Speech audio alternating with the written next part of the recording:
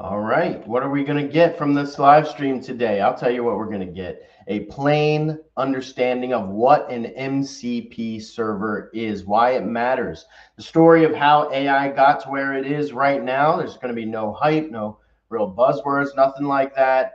What Autodesk just announced and what it means for AEC workflows. What Autodesk just announced is pivotal, and it's going to make a huge change in how you're going to use it. If you stick with me, you're going to see how to get ahead. What Autodesk just announced is game changing, and so we're going to do a real take in on digital twins, what they are and what they're not, as well as a concrete thing that you can carry this week and take it into your workflows. And so what today is MCP servers, Autodesk news, digital twins, but just stick with me, stay here. We're going to see why all of these things working together are critical infrastructure for you to understand as we get into this. And so I want you to do this. If you join live, I want you to drop your role. What are you doing in the chat? Are you AEC? Are you IT? Are you in web dev? Or are you a senior engineer, a software engineer? Or are you just curious? What is your role? Are you just a GIS guy, a GIS technician, a CAD design specialist? Are you a project manager? And I want to build a community where we can talk about the latest and greatest technology that's coming out from Autodesk and how to use AI constructively to help support the work that we're all doing as individuals. How did we get to this point with AI? That's what I want to cover. I really want to take a time and explain to you, how did we get to this point? Well, in 2022, you all remember that ChatGPT came out. Everyone started to play with it, but the problem with it is that it didn't remember anything. From one session to the next, it would completely forget everything that you had said to it. And so the idea was that it had no ability to store its context. It would just you'd have a conversation, you'd be talking with it, and then it would forget what you were talking about the next time you opened up a chat window. This became a real big problem because you had to scroll through your chats in the side history if you were using it for personal use. Companies didn't really see the value in it, and it was rudimentary, and a lot of the capabilities were still not quite sought out and understood yet. And so everybody was trying to get on the bandwagon and understand what it is to how do we use AI in terms of business growth. For me, I wanted to know how to use it to begin to explore how to be better at my current role, at what I was doing. And so that was really the function for me. I was looking at it as Autodesk is the greatest company, the greatest technology company in the world, and they're doing incredible things. And so why not just try to find out how AI is going to be leveraged by them? And there was not a swift adoption of it. In fact, if you're using all the way up till now, AI is not fully developed into Autodesk. But I'm going to tell you how MCP solves the problem for Autodesk, how it solves the problem for software in general. You're going to get a good flavor of that. Also, in 2022, we had that problem where we were chatting with our bots and it couldn't remember what we said to it. But then in 2023, AI began to develop this idea of function calling, where it could call tools and pull resources together. But its ability to call on tools was an extremely important shift, because it went away from merely being generative in the sense of it's a chat bot where it can just respond back and forth with you, to the point where now I can make a request from AI and it can make a tool call. It can go out and grab things off of my computer, off of the resources that I have installed locally on my machine. And so this is a huge thing when that arrives in 2023. And AI can now call APIs. But the problem even still remained that every vendor was doing it differently. And so it would be a nightmare to try and set that up. In 2024, then you have tools that begin to mature, and the use of tools, the execution of these tools begin to mature. And so agents then start to appear. An agent is an employable task. It's a task that it is an agent is an AI that you can set on a specific task, and it will follow it through, ideally follow it through to its end, right? And it will accomplish what you asked it to do. That's the idea of an agent, is it can start on a task and it can finish a task. And that began because of the maturity of the tool calling. Once that began to develop more and more, now these agents know exactly what to do.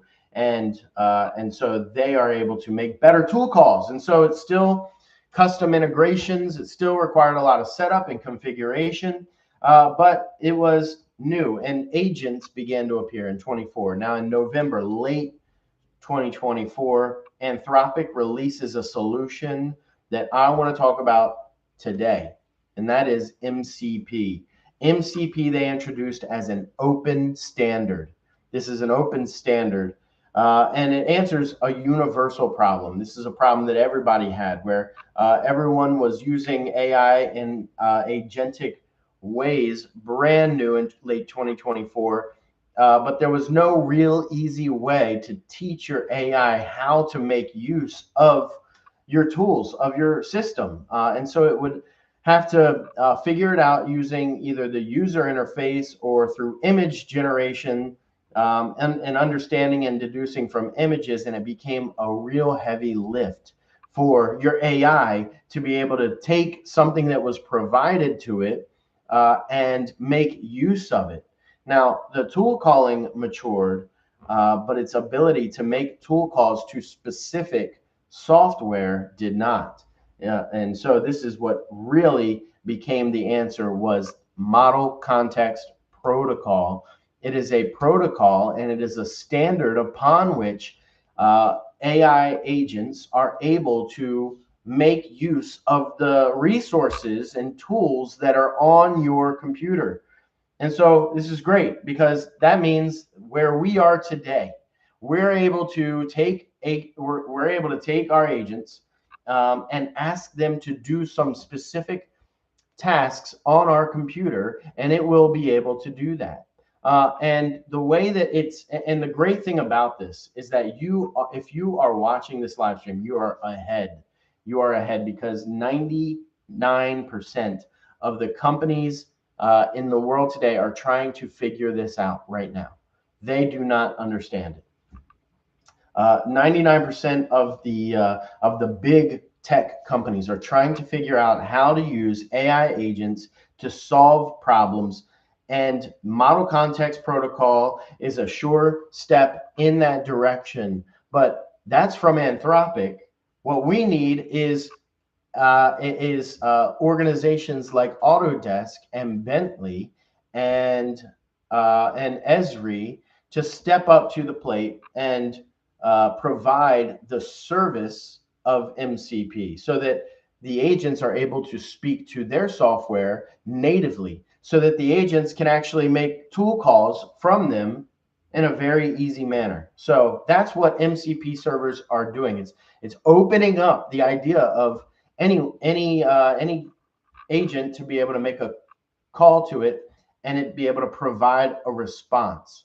And so this is really exciting. This is exciting for a number of reasons. So in 2025, OpenAI, Google, Microsoft all adopt this MCP standard. And think of MCP the same way you think of HTTP. You can call on a lot of different servers all over the world through HTTP, hypertext transfer protocol. So if I want to go to anyone's website, I can do that because of the hypertext transfer protocol, a standard that allows text, or it allows websites to be shared across the internet. In the same way, agents connect to servers through model context protocol. This is big.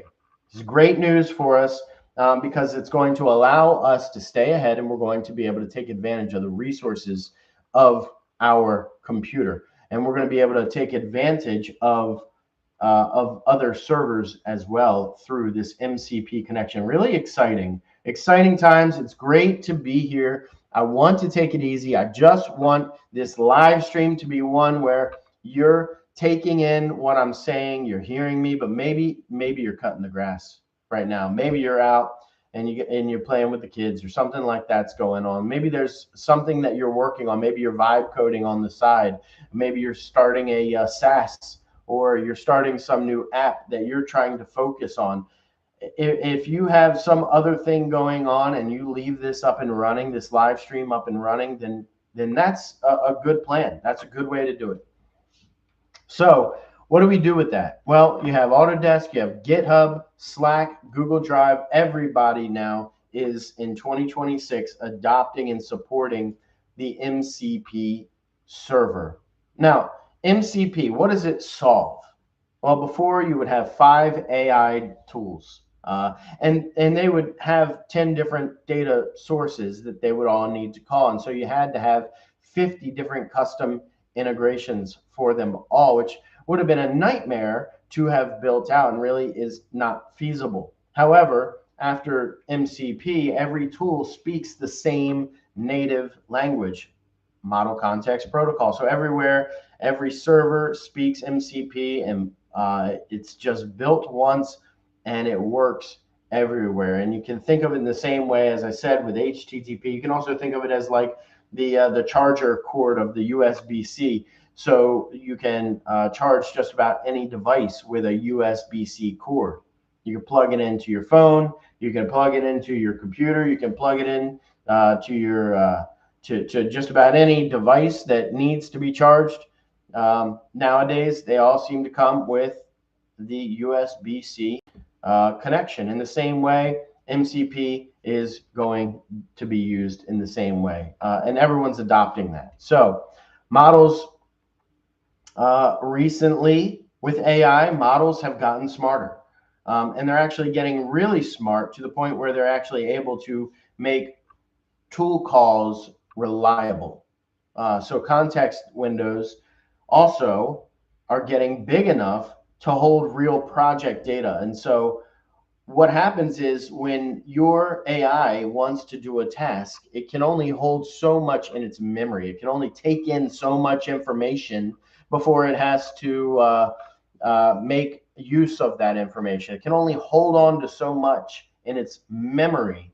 But what's happened is recently that memory has expanded and gotten big enough to the point where it can hold an entire project worth of information in memory and then respond to you based on that knowledge in real time. That's the real benefit.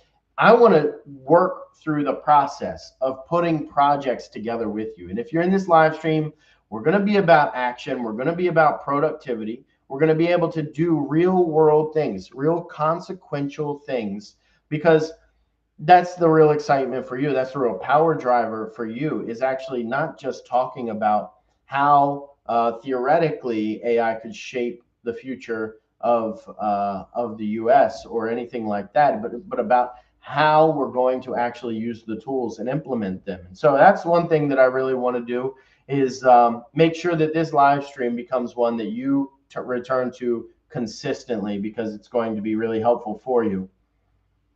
And as we begin to build on these ideas, I want you to understand more and more about how to use them. And the only way to get better at them is to use them routinely, to continuously use them. And so also with AI, the latency of it, it's just gotten a lot faster. What you need to know is there's the two major AI companies that are going to battle right now. Anthropic, which has come out with Opus 4.7, released 2 days ago. It's incredible. I've used it today. I'm building a SaaS on the side for agentic use of creating listings online. And with it came Claude Design. Claude Design is incredible. Claude Design just created an entire wireframe of a website concept that I'm developing that is unbelievable. You wouldn't believe it. It gave me, the onboarding. It gave me the full workflow, and it designed it for me. And after this live stream, I'm going to begin to build this out even more. But I begin to think about it in terms of these small companies that I'm visiting, and I truly believe that every single person who has AI is going to be strategically better suited for the workplace.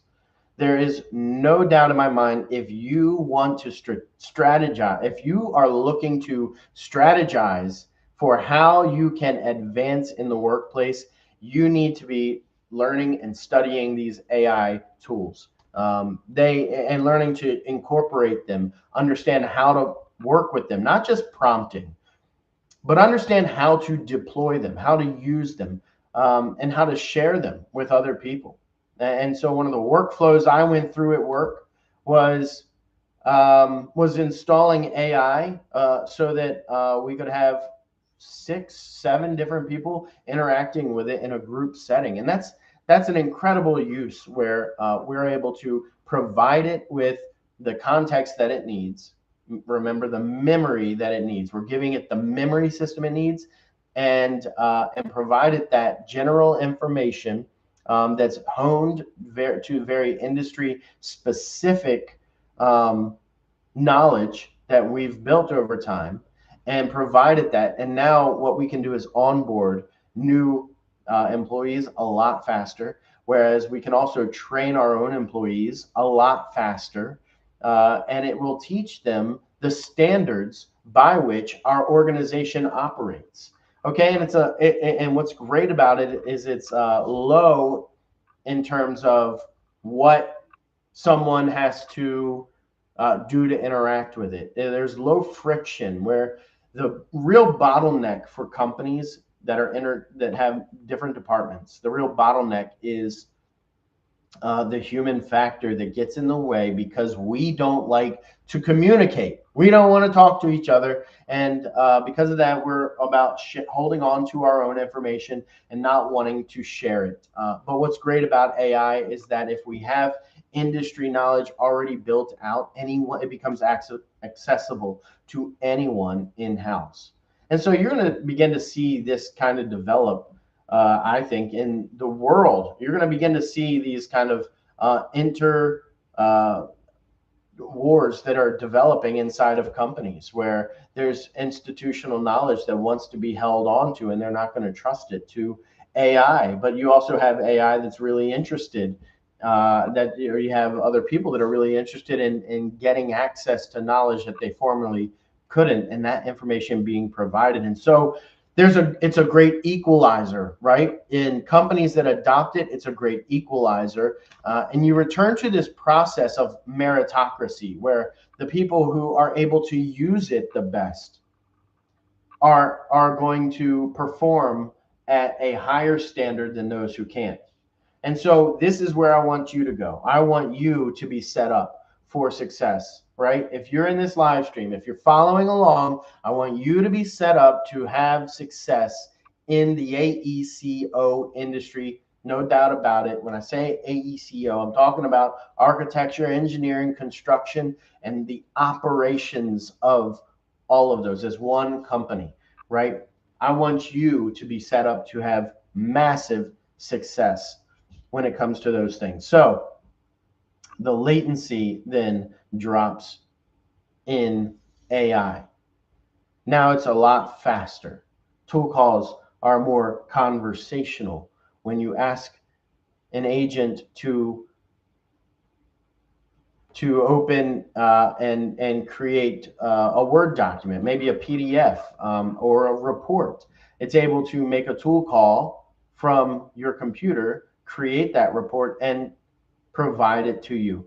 And it can do that in an almost conversational way, so that now I begin to write a report that I'm putting together. And this is what's really exciting. This is awesome, because The problem I've always had with writing is the writer's block. It's the getting started. I don't have an idea yet. I can't get into the flow of it. But if I have AI begin not just to prompt, but I can also then go through and vibe code, but not vibe code, but I can vibe instruct it to rewrite what it's providing to me. Massive, massive opportunity there, because it can put together a 20-page PDF for you, a 20-page report on whatever deep research that you have it doing.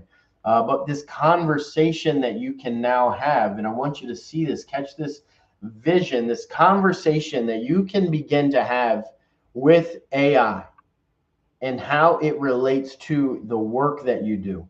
The conversation now stems from you're using AI to have a conversation with your documents. You're having a conversation with your computer. And what I've been able to do the last 2 months, is use OpenClaw. OpenClaw allows you to have a conversation with your computer. It's absolutely revolutionary. When I got the vision of what OpenClaw does and how it just takes what you provide to it through Telegram, you just give it messages in Telegram, and it's a chat back and forth. You can just have a chat with your computer because it's agentic in the sense that it can do anything on your computer. And so if I have I had software for this live stream set up. Every time I opened it, it crashed. Every time I opened it, it crashed. And that's a problem to me. I can't get by with that.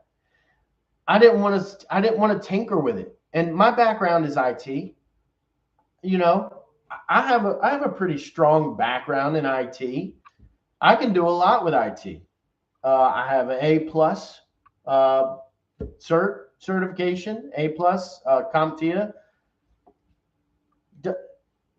but still trying to go down the process of fixing what's wrong. I didn't want to tinker with that, and I don't want to tinker with the system specs.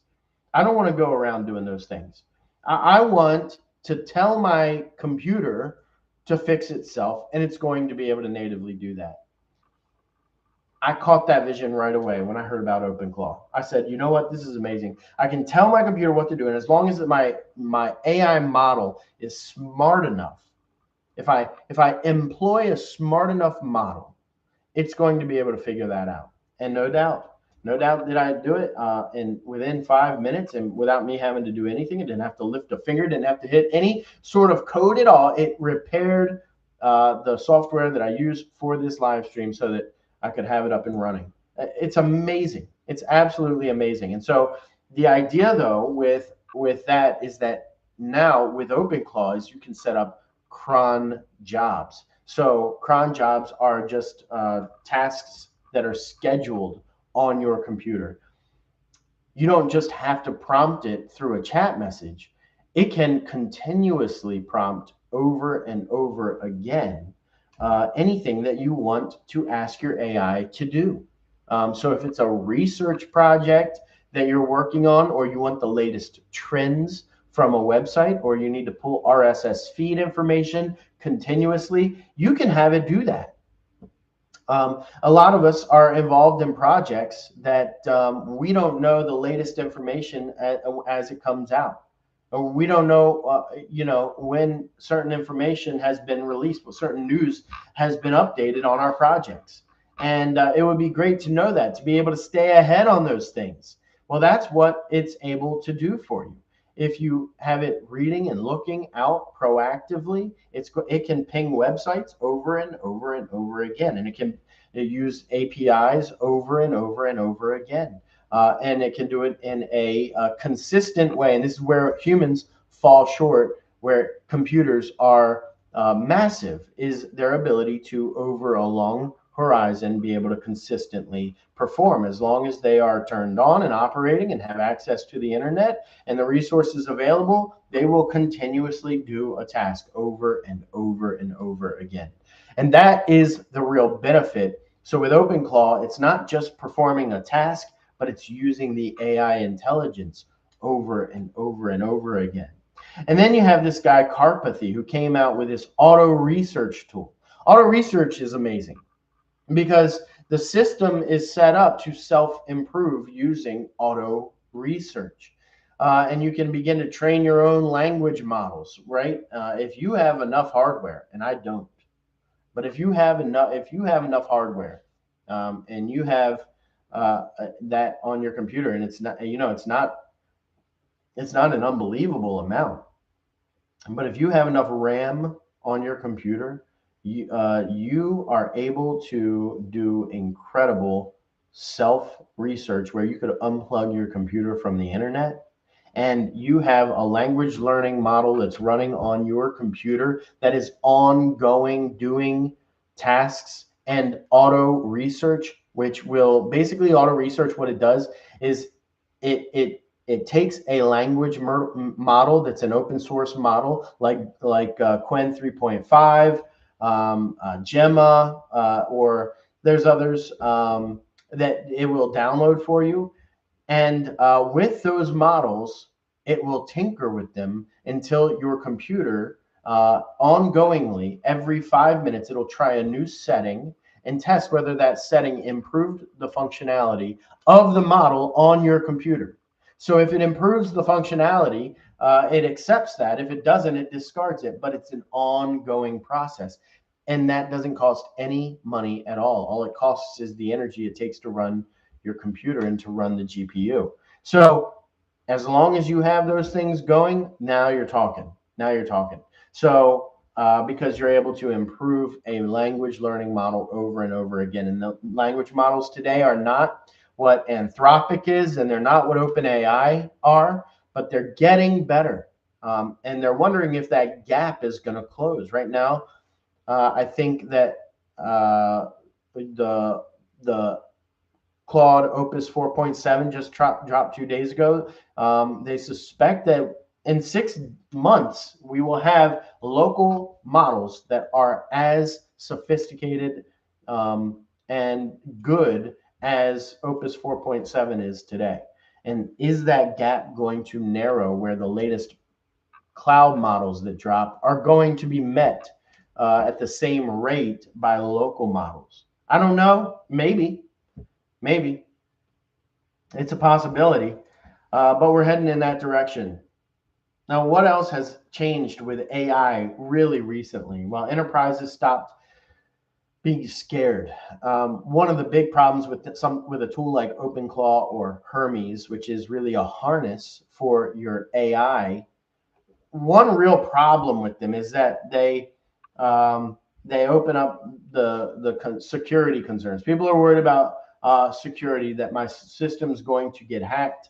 Of course, that is a real concern today. And the reason why OpenClaw and Hermes might open up some of these concerns is due to some things like prompt injections, right? Where if you get an email and your AI agent reads the email and it has in there a prompt to release all your passwords or all your bank information, you could see the concern behind that, right? And so prompt injections being a concern for OpenClaw. Now, they can get away from that. And that's the reason why enterprise software, enterprise organizations are hesitant to adopt OpenClaw, but that leaves a gap for you to fill, a security gap that you can come in and step in and begin to fill. So this is good for us because that means there's an opportunity. There's a real opportunity for us to get ahead and before this gets completely adopted. Now, you have OpenClaw and you have Hermes, which can run on your computer, making tool calls for you all the time, setting up scheduled tasks for you all the time. And it does the vibe coding for you. It does the vibe research for you. And what is great about OpenClaw is that it will orchestrate down to other agents and use them to do tasks for you. And this is what you really want. You want to be able to accomplish tasks in in your industry. And so in the AEC industry right now, we are scattered. We have a lot of different products. We have too many softwares. Um, Everybody, there's a software for everything, and the use of and being able to use those softwares together is a problem that I think could be a huge potential for someone to step in and solve that problem. There's software for every different department that I operate in my company, right? In the company that I'm on. So you have Autodesk, Construction Cloud, right? And everybody can share their files there, and all of their project information there. You have Civil 3D. You have Forma, which is now the Autodesk Cloud. You have Revit, and then you also have Recap, which allows you to bring in point cloud information and share that information and create surfaces from it. But then you also have Photoshop, people wanting to use Photoshop for site development, site planning, those kind of things, and creating their illustrations, landscaping plans, all of that kind of information coming out of it. Being able to call on an AI agent that can pull these things together seems like a real problem in the AEC industry right now.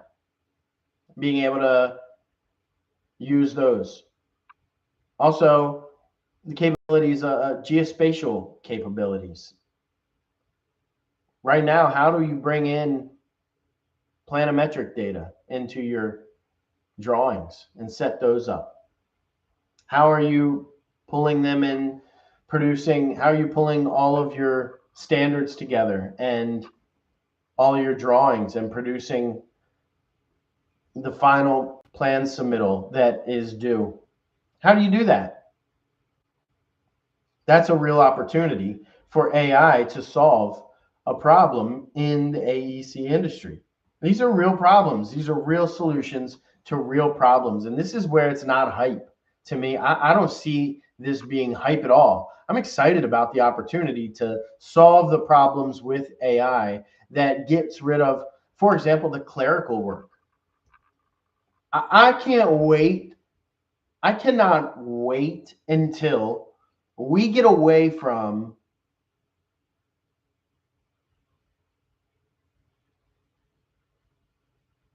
I create a drawing on my computer and I have to save it and I have to give it a naming convention. I have to follow a naming convention.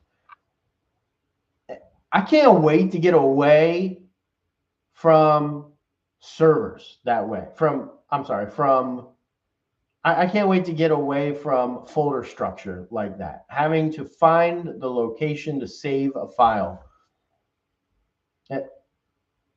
The Construction Cloud is going to solve this problem for us, where we don't have to save to a specific folder. You don't have to give it a specific name. It's just going to intuitively know the project and be able to provide that to you as an end user. And having to store things in certain formatted files becomes such a problem for us. Having to put our information in, store it in a specific standard or format, where I've got to have a shape file over here, and I've got to have my DWGs that I assemble into my production file, and having to put those and turn that into a PDF. All of that, I believe, goes away.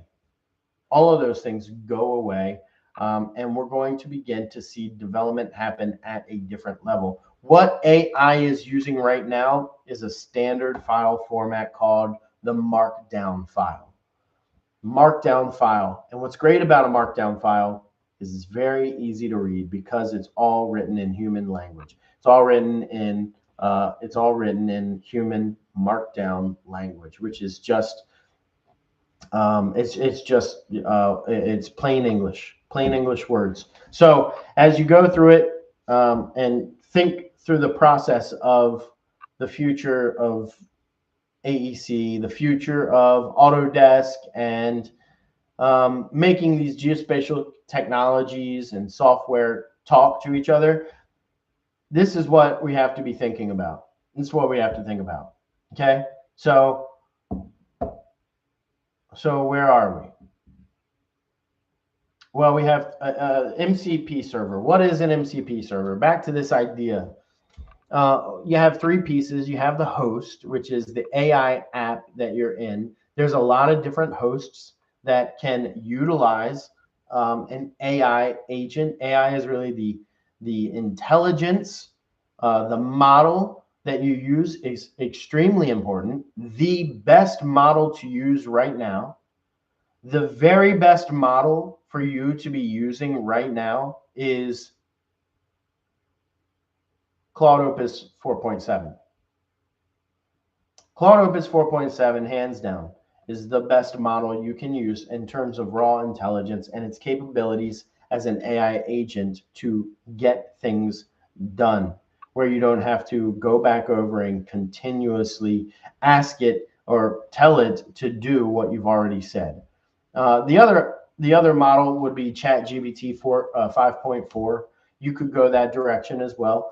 You could use 5.4, but the problem with 5.4 is that it just has such a hard time getting things done. It can't carry things to completion, and this is the problem that I see it run into. So this is a host. Now, how do you host? I'm sorry, those are the agent models. How do you host them though? So they're out there. They're out there. How do I bring them down? How do I bring these models, as we're calling them, that are just out there? How do I bring Opus 4.7 into my computer? How do I bring ChatGPT 5.4 into my computer? Here's how you do it. You need a host. Now, what is the host? It's an app that runs on your computer. It's some sort of an app. It's some sort of software that runs on your computer. And I'll name a few of them for you. The first two I've talked about, OpenClaw. OpenClaw is one way. Now, don't use Opus 4.7 with OpenClaw. Use ChatGPT 5.4 right now. I know the problem is that it's going to have a harder time. I suspect ChatGPT, I suspect OpenAI is trying to solve this problem right now. But the problem is if you're on any sort of subscription plan with Anthropic, you're not going to be able to use that with OpenClaw. But OpenClaw, you can use Hermes as well, and you just go through the onboarding process, and they ask you what model you want to use, and you provide them with the model, and they show you how to get that working on your in your system on your computer. So you want to go through that process where you install OpenClaw or you install Hermes, or you download, perhaps an easier route for you would be to download Claude Code or Claude Desktop. You want to download Claude Desktop, you can do that. And that is a pretty native experience. It's pretty easy to use and get set up and running, where you just install it and right away it's running on your computer. You have that. You also have not just Claude Desktop, but you have Codex, which is OpenAI's version of the desktop app, their ChatGPT desktop app. Now, these will allow you to do programming. They will allow you to do code. They will write code for you on your computer. And this is what you want. You want to be writing code on your computer continuously over time. And because what you're going to be doing there is storing data and storing information and knowledge on your computer. Remember ChatGPT back in 2022, and you send it a message and it would just store it on the sidebar, and you didn't know where it went or what it did or if it ever remembered any of that. It forgot everything. But if you store the data locally And if you have it set up so that you're programming and storing information locally, it's retaining that and it's rereading that information and storing it in its context. That now you're training AI. This is what you've got to be doing. You have to be training your AI. If you're not doing that, if you're not training your AI, then you're losing information and you're losing your institutional knowledge. It's coming in and it's going out, and you're paying a premium and not getting the benefits. So you have to use it as a filter. You have to bring the intelligence in, get the intelligence to store and create and write data for you, maintain that data locally on your machine, and then when the AI agent cuts off or you're no longer using it, you still have the data stored for you. So you're manipulating and storing data, which means you need storage. And if you want, you can get GPUs. But what I've done recently is I just bought a Mac.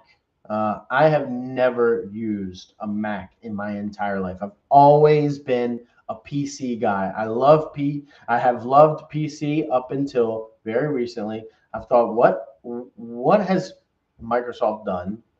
What has Microsoft done in the last 10 years that's really innovative? Um, Not much. They've changed the UI. They made my software unable to upgrade to the newest version. So I have an older laptop right now. I can't install Windows 11 on it. I can't upgrade to the latest OS. And they've just been security issues. I'm always concerned about my system being out of date, and they don't have a phone, so I can't. Nothing integrates with Microsoft as well. So I said I'm going to Mac, and we bought a Mac, and now I've got a Mac that's coming, but that's going to be interesting. I'm going to walk through that. If you're interested in seeing me set up a Mac completely brand new, never used it before, I'd be happy to show you that. I'd be happy to walk through the process of it, my learning experience from it. Again, I have tens of thousands of hours, and I mean this. I have tens of thousands of hours in PC. I have 0 hours. I have 0 hours on a Mac. I've never used a Mac. I've never used a Mac. And so I'm completely out on how to use it. I've heard it's pretty easy to use. I have the iPhone. I've always had an iPhone for a long time. So should be pretty easy. I'm hoping it's easy. But I have it for a few reasons. One, the Mac is going to solve a security problem for me. I have security issues, security questions. I don't know. Right now, I use a password manager. And I know it's been hacked. I know that people have at least gotten my vault because of I think it was in 2023, where it was discovered that LastPass had been hacked and the vault was released. Everyone got an email that all of our vaults were released, but it was still under AES maybe 256 encryption. It was encrypted. It was encrypted, and because it was encrypted, even though your vault was hacked, or rather LastPass was hacked, and people got your vault, the problem they had was that it's so well encrypted that they can't open the vault itself, so they still don't have access to your passwords. But they still need to let you know, right, that your information has been downloaded elsewhere, and I'm sure there's servers that are trying to hack into those things. My concern is it has to do with personal storage. I need to be able to store data that I'm bringing onto my machine. I see that as being a real value in the future, is being able to have your own data and it being good data, and being able to have a machine, a local knowledge stored that is not dependent on the cloud. I think that that's very important. Having private data, I would say to you, everyone listening, needs to have private storage. There's no doubt in my mind that you need to have your own private local storage that nobody else has access to, and that you're gaining that and building that over time, that you're training your model, that you're training your computer on your data. And that's just the everyday questions that go back and forth between you and any AI that's out there. You can think of maybe some legal reasons for that. But I just think it's tremendously valuable to have your own data and to store it yourself and not to let that information out. I think that we might see a future where operating systems begin to pull information and curate and on the fly generate for you user interfaces where we will not have to go out to websites, so to speak, but that the web will now come to you. You'll make a request and it'll pull that information down to your computer. And your computer will then integrate it. And so this is a standard that it's going to be able to do. And your computer is going to use its own interface to show you information in a way that you want to display it. And so no longer will I in the future go to an Amazon, and Amazon's going to have on its site, I don't have to look at the Amazon website. I can just buy directly through Amazon a hose or a shovel or whatever it is that I'm looking for on Amazon at the moment. It'll just show me the listings, and they'll be curated on my computer natively on my desktop. It'll auto generate a user interface that I can look at and see, oh, Amazon's selling one of these. I think that's the real direction that it's going. What's interesting about that is that I don't want to be sharing that information. I don't want, I want my searches, my privacy. I want all of that to be happening on my computer and happening here, so that information doesn't get out. That I don't want that information going out. My search history, all of that kind of stuff. So anybody who can leverage AI in this way to make a call to websites and be able to provide information locally on what it is that I'm interested in, that's a real advantage, as well as setting up these agents, being able to run these agents.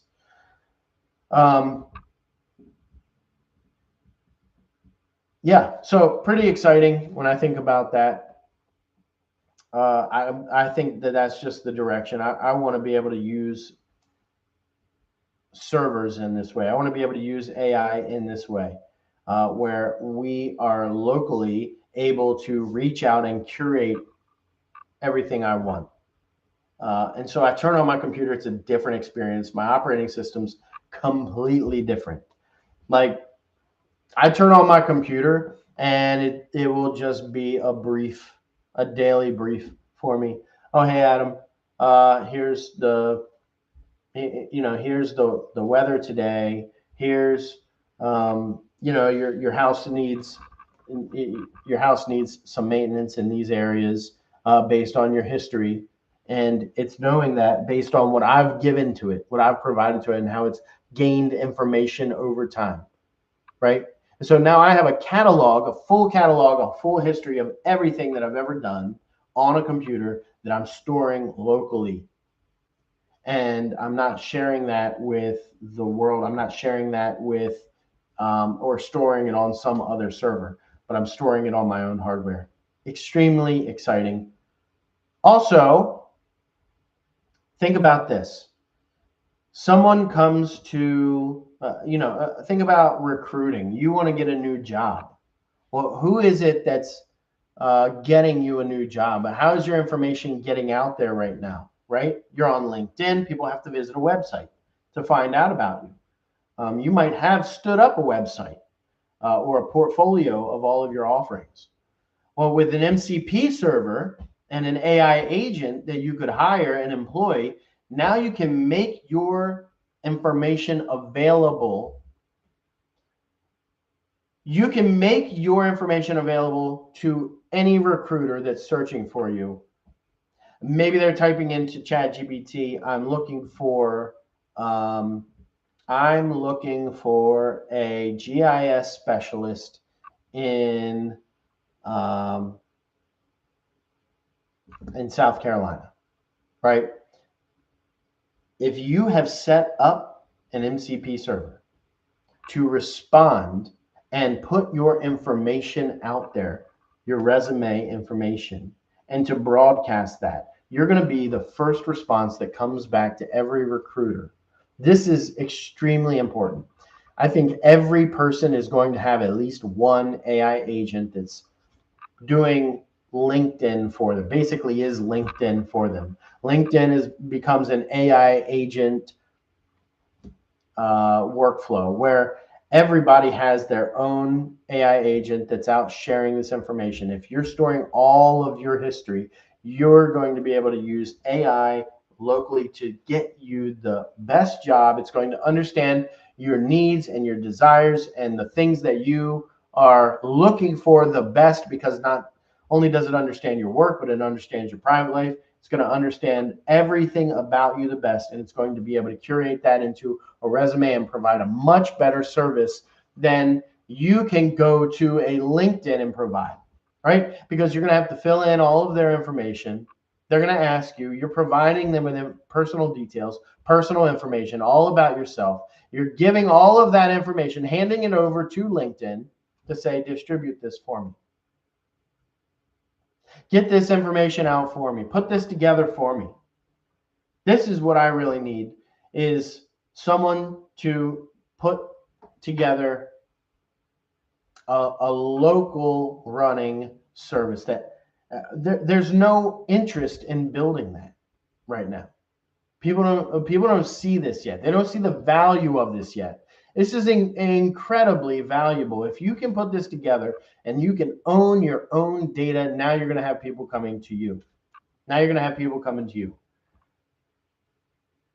Being able to share, and it's going to be an AI agent's going to be able to align you with a job a lot better, because it knows everything about you. It knows your idiosyncrasies. It has all your passwords.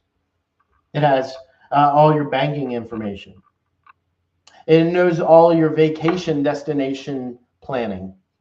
It has access to all your search, and it has access to your resume. It has access to every discussion that you have with it, and it keeps all of that in context, all of that in memory.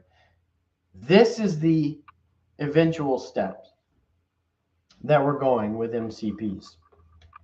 Not just MCPs, but this is where we're going with being able to host your own data and make it available through you, right? Huge privacy concerns where your data gets sold to other companies, right? People are able to train their algorithm to understand, and they have a demographic built around you, and they know your data, and so they sell your data to other people and they make a profit off of your data. Think about the value of holding on to your data. Hold on to your data. Well, this is it. So with MCP servers running, they are able to retain this knowledge of your data. They're able to kind of keep that in-house, and then you can just ask information from your agent. Just say, what's the status of this project? You're actually seeing this now, and I'm sure a lot of you have used AI agents already, or you've already used AI in a generative way where you're storing information about your projects in your computer. Or on Claude. If you go onto Claude right now, you can set things up in terms of projects. Or you go into ChatGPT, you can set up projects. And within each project, you can provide its sources of information, right? You can upload 10, 20 PDFs and say, based on this project and all of the information I've provided, you can ask questions of it. It's the same way, except I have it running locally on my computer through OpenClaw or Hermes, or Claude Desktop, or through Codex desktop app, or through VS Code is another great use of makes use of these local agents where you can store this information locally. That's the goal. If I can get you to the point of using your information locally, storing your information on your computer, that would be amazing. So you have the host, that's the AI app, that's what we were just talking about. And then you have a client, really the translator that's living inside of the host. And then you have the server, which is the thing that actually does the work. And so this is actually what gets built. And so you have tools, you have resources, and you have prompts. Tools are the actions that AI is going to be able to take. It can do things like sending an email for you. It can query a database. It can create a file. But then there's also resources where it has data like docs, database rows, files. It can read these resources. And then there's prompts, which are these reusable templates for common tasks. And that's what the server exposes, the tools that are available on your computer, the resources that it can get access to, and these reusable templates for common tasks. MCP servers are incredible. It's gonna make all of that available to an agent that's requesting this information. That's why you want to use an MCP server. Okay. What else? I'm going to try and do these live streams continuously. We're going to try for 2 of them a week. We're going to try for 2 of these live streams a week. But please tell me what you think. If you're catching this and it's not and you're not live, if you're catching this and you're not live, then jump in at some point, go into chat and tell me what it is of interest to you. Tell me what it is that you'd like to see us talk about in these live streams. I'm gearing them towards Autodesk. I have a ton of experience with Autodesk. I've used it for over 15 years. I have over 15 years of experience with Esri products as well as QGIS. And I'll begin to talk about the workflows that I'm going through and the things that I'm building. So I'm building a lot in the AEC industry right now, as I explained to you already, like the app that I'm building where we could just talk to our system and it can respond to us about what the right standards are to follow. I mean, that's incredible to be able to just talk to your computer. Think about that. We're entering into a future where you can talk to your computer. Why is it that no one's talking about keeping and holding on to your data? I don't want to go to LinkedIn anymore and fill in all of my information. When I apply for a job, I don't want to go to the sites and give them my information. These third-party apps that are just managing my information and sharing it. And so I see a privacy being a huge component of what AI is going to provide.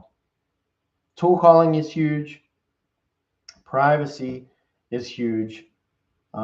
AI agents are amazing for these reasons. And so if you really want to invest in that, if you really are interested in spending time learning about that and how I'm going to be using it, how I'm going to be creating these agents and using them, stick with me. This is going to be a fun time. I really want to have fun with the live stream. I really want to continue to develop this live stream and figure out exactly what it is that we're going to be discussing. Of course, I want professionals. I want you guys to really lead the discussion. I really want to make sure that it's not just me deciding which way we go, but that I'm getting feedback. And so as we do that, as I do get good feedback and I hear from you and you guys share what it is that you want to hear, and I'm providing that to you, then we're in good shape. Then we're doing the right thing. But this is it. This is exciting. This is the future of AI. And I'm here for it. I want to help walk us through it. I want to help you get into it. I want to help you understand how to use it. If you're using AI and you're getting stuck in the technical details, share that with me. We're going to do this stream. We're going to do this stream twice a week. Twice a week. That's not much. That's not much. It's not too demanding. Again, we're going into this, but stick with me. We're going to start this. This is the first hour of the live stream. I'm new to live streaming, but this is where we're going. So if you want more, stay. Thanks for watching through to the end, but look forward to my next live stream. It's either going to be, I'm thinking, Wednesdays and Fridays at 12 o'clock. Wednesdays and Fridays at 12 o'clock. Stick with me. I'll see you next time. Thank you. Thanks for joining.